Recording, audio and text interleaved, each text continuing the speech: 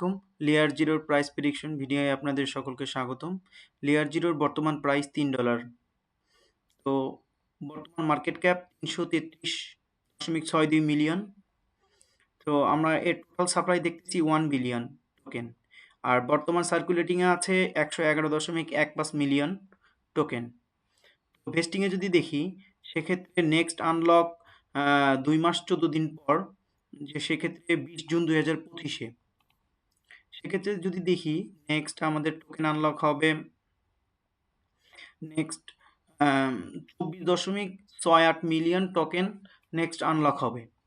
সেক্ষেত্রে যদি আমরা বর্তমান প্রাইস প্রেডিকশনে দেখি, যদি বর্তমান সাপ্লাই থেকে যদি ২৪, সেক্ষেত্রে আমরা এখানে টোকেন সার্কুলেশনে আসবে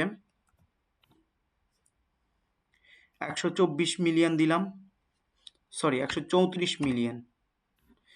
১৩৪ মিলিয়ন যদি আমরা টোকেন নেক্সট সার্কুলেশন পর্যন্ত আমরা যদি ধরে নেই, সেক্ষেত্রে বর্তমান প্রাইস থেকে যদি $1 বিলিয়ন যদি মার্কেট ক্যাপ মিনিমাম $1 বিলিয়ন যদি মার্কেট ক্যাপ অর্জন করে, সেক্ষেত্রে প্রাইস আসবে $7.৫ আশেপাশে।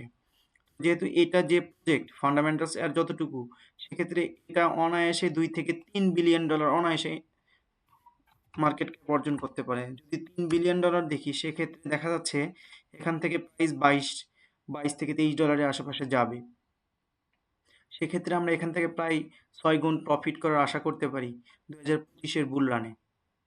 ইনশাল্লাহ দেখা যাক এখন কি হয়। তবে আমরা কোনো প্যানিক না হয়ে কোনো কয়েন সেল দিব না।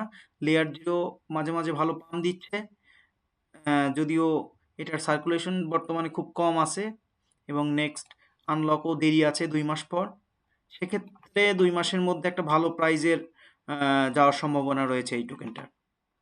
সবাইকে ধন্যবাদ।